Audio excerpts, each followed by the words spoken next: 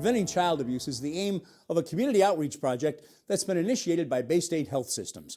I spoke with Dr. Stephen Boos of Baystate Children's Hospital to hear about the project. We formed the prevention collaboration after working somewhat with the Enough Abuse campaign, looking a little bit at a program called Darkness to Light. These are all campaigns that were designed to address the problem of sexual abuse, that being one of the forms of abuse we see, one of the ones that gets the most public discussion, but certainly not the only thing that we care about. Well, let's talk about that, because more often than not, for whatever reason, media attention to some extent, when we hear abuse, we do think sexual abuse. But we're talking, and you're concerned about not only sexual abuse, but physical, emotional, which can be so damaging, and just plain neglect of a child. And it's something you're trying to bring to the attention of adults to look for, recognize, and be able to act on. Yes, certainly with sexual abuse, adults are very curious on how to recognize the situation, how to respond. There's been a lot of efforts in that area. We like to, in the prevention collaboration, talk about doing things before abuse occurs to lessen its likelihood.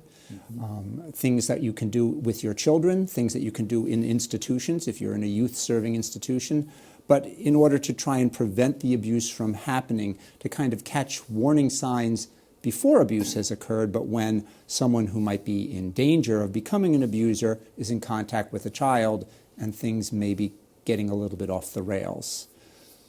When we're talking about physical abuse, we tend to talk about two things in specific. We talk about the challenges of being a parent of a very young child when children will cry a lot. The data would suggest that it is normal at age 6 weeks to cry up to almost 3 hours a day, almost every day. Generally, it gets better. But that in a stressed family, perhaps a blended family, perhaps someone who's not even family caring for the child, can sometimes result in violence against the child. We've dealt with that by direct warnings, direct teaching about shaking, but other forms of abuse.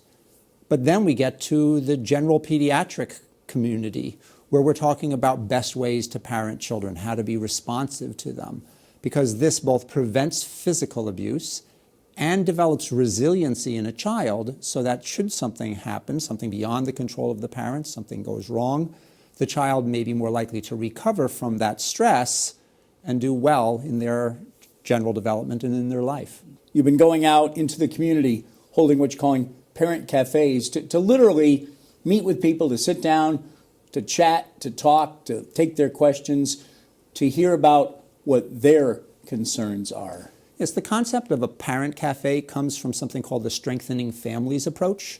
It's a way to work with families very broadly in enhancing their functioning, developing resilience in the family, in the children, and having a better childhood. So the whole Strengthening Families approach would look at avoiding neglect, avoiding physical abuse, avoiding emotional abuse, as well as sexual abuse. We've adapted that. Sometimes we call it a prevention cafe. But we are talking with parents. We're not trying to talk directly to children about how they can raise their children, how they can treat their children, how they can look out for their children in the environment that they're in, and even giving them a book and teaching them and talking to them about using books as a way of communicating with children, in this case about sexual abuse issues, but that would be perfectly appropriate for all kinds of behavioral and parenting issues. How big a factor, I don't know if the word problem is even right here, how big a factor is just plain denial? The sense, it's not going to happen here, not in my neighborhood. Many of the parents who come with these children would say to me, I never would have thought, or I thought she would have told me, or something to this nature of that they thought somehow they were immune or they were safe, when actually what they were is just deceived. Child abuse virtually always involves an act of deception. The child is deceived to get things going. The society is deceived to hide the act, because most of the acts are illegal or at least have some culpability to them. And so deception is intrinsic to the child abuse dynamic. And so parents become deceived. The most common sexual abuser is someone who's really close to the child. That's true for physical abuse and emotional abuse as well. If you suspect abuse, don't just brush it off. Don't just forget. You've got to. Even if you're not a mandated reporter, which someone like you is, a teacher, someone who deals with kids, you've got to call proper authorities. You've got to call state. You've got to call the district attorney. You've got to do something. You've got to do something, but I want to dial it back a little bit. So this is like the unthinkable act, right? It's the unthinkable. And we want people to be able to think the unthinkable, but we don't want to destroy society and turn us into a bunch of insular, mistrustful, balkanized families.